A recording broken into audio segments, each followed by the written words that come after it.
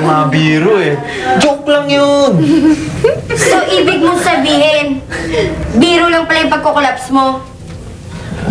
Oo! At napatunayan ko na may May kabaitan? kabaitan. May kabaitan siya.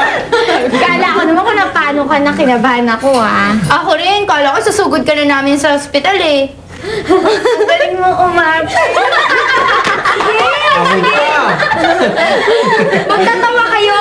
Tumawa kayo ng tumawa. Magsama-sama kayong lahat. Pikon! Pikon! Itulak mo din! Itulak mo! Itulak mo! Pikon! Galing mo! Oo nga! Idol! Oo, lagot ka doon. Lalo magagalit sa iyo. Okay lang yun. Masaya naman.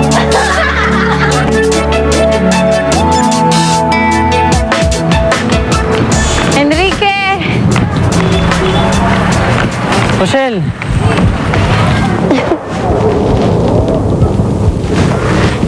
Rochelle, namiss kita. Ano ba nangyari sa'yo? Buong araw kong tumatawag sa'yo kung hindi ka tulog. Umalis ka naman. Saan ba nang galing? Hindi ako umalis. Nasa bahay lang ako. Eh kung hindi ka umalis, bakit hindi mo sinasagot yung mga tawag ko sa'yo? Rochelle, may problema ba? Ano yun? Ayoko pang pakasal. Hindi pa ako handa. Hindi ko pa kaya.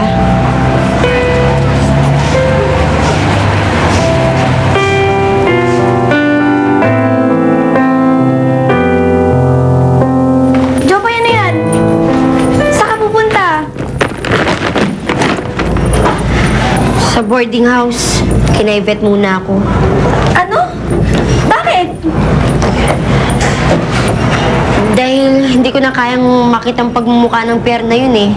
Kaya hanggat nandito siya, doon muna ako.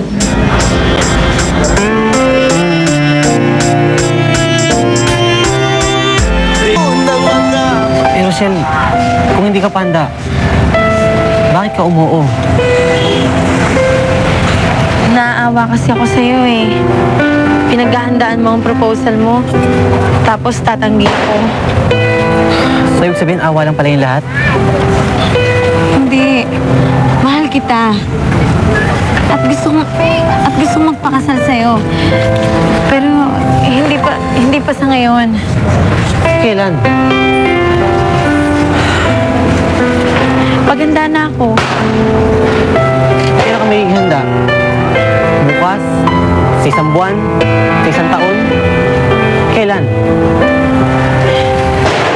Hindi ko alam.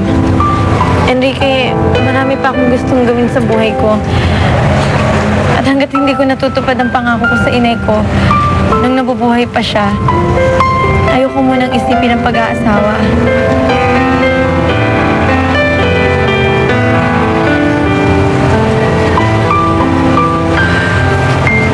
Enrique, naiintindihan mo ba ako? Okay lang. Naintindihan kita. Kung ayaw mong pakasal, makakapag-antay naman ako eh. Thank you.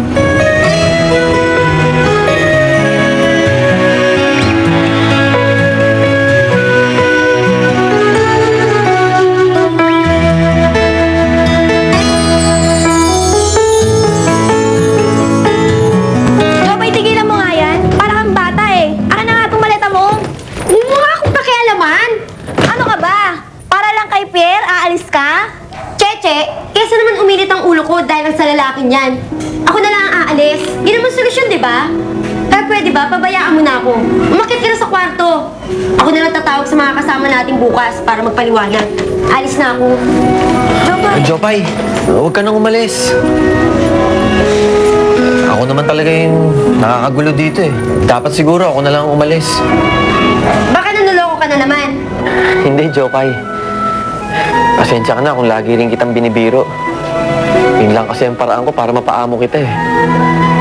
Para mawala ang galit mo sa akin. hindi yata effective eh. Siguro nga talagang ganun. May mga tao talagang hindi na pwedeng magkasundo. Anyway, kukunin ko na rin yung gamit ko. And by the way nga pala, maraming salamat sa pagpayag mo na magstay ako dito. I owe you a lot.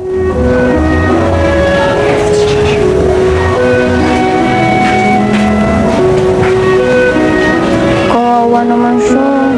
Anong kawawa? Hayaan mo nga siya. Dapat, noon pa umalis dito yun.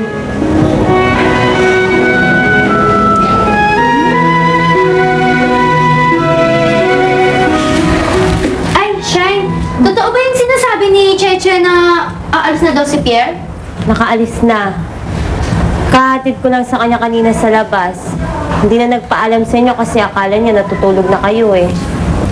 Eh, saan naman yung tutuloy? E di uuwi sa kanila. Eh basta sabi niya pa sa akin, baka pumayag na siyang umuwi na lang sila ng mama niya dun sa Baguio. Kawawa naman. Jopay naman kasi. Anong ako? Huwag mo nga akong masisi-sisi dyan.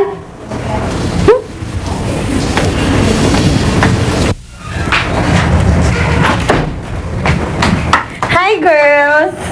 Saan ka galing? Nakausap ko na si Enrique. Nasabi ko nang hindi mo na akong papakasal sa kanya. Anong sabi sa'yo?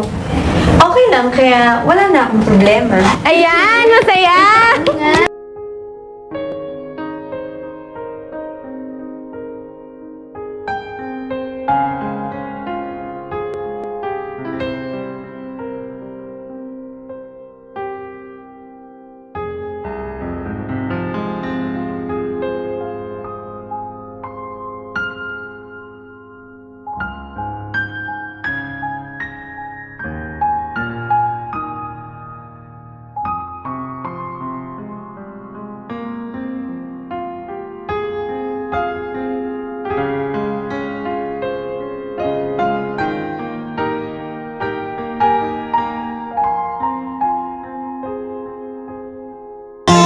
Ito ba? Saka ang tigas ng baboy, ha? Sino bang nagluto nito? Si Jopay. Huwag na nga kayo magreklamo, pwede? Buti pa nung nandito si Pierre, ang sarap lagi ng pagkain natin. Oo nga, namimiss ko tuloy yung kare-kare niya. Kari-kari ba? May dala ako.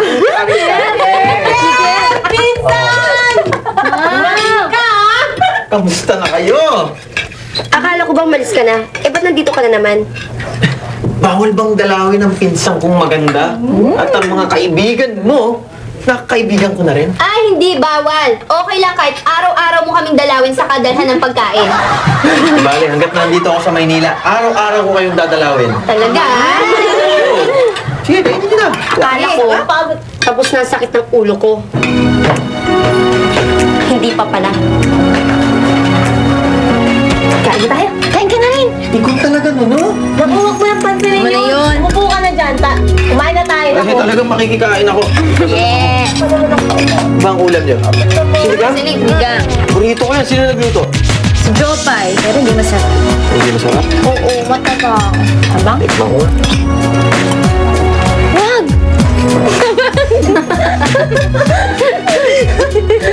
Oo nga, medyo matabang.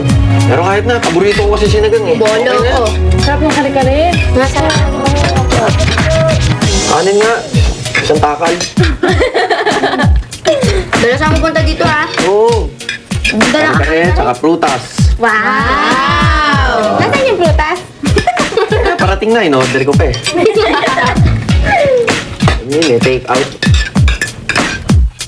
Yo, mga oras na ba yung delivery natin? Mga alas 10 po, sir. Yung mga pinapagawa ko, naayos na ba? Okay na po lahat doon, sir. Okay. Walang problema. Okay lang po. Sino to? May iba pa ba? Oh, ang ginagawa mo rito? Nagdala kasi ako ng pagkain para sabay tayo mag-lunch. Paalis ako eh. Saan ka pupunta? May meeting ako. Anyway, iwanan mo na lang yung pagkain dyan. Pagbalik ko, kakainin ko na lang. Ha? Bye.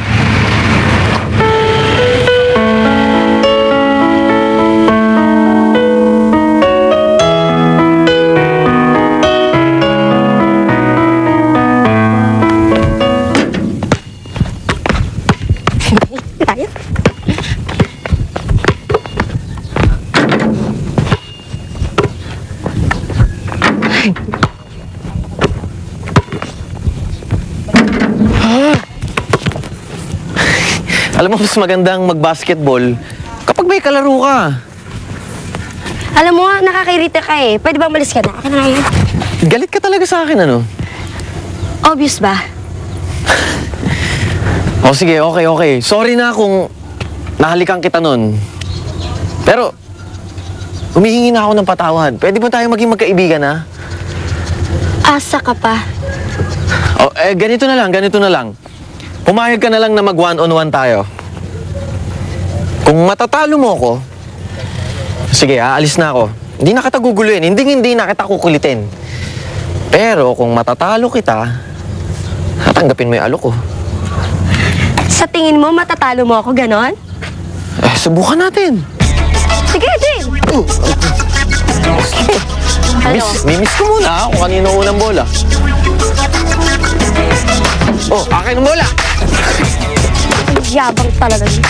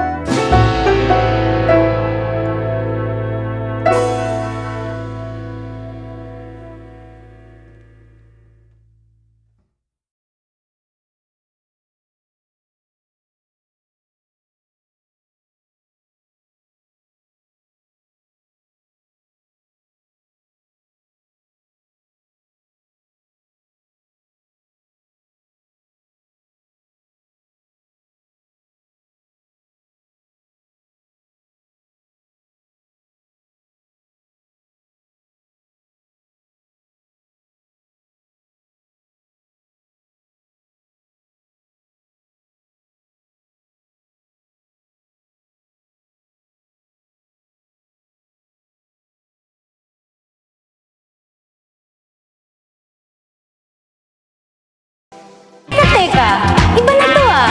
Mukhang nagsisimula ng magkadevelopan ng tila as-pusang Jopay at Pierre. Saan kaya hahantong ito? At saan din kaya hahantong ang lumalaking agwat sa pagitan ni Rochelle at Enrique? Tuluyan na kaya silang magkalayo?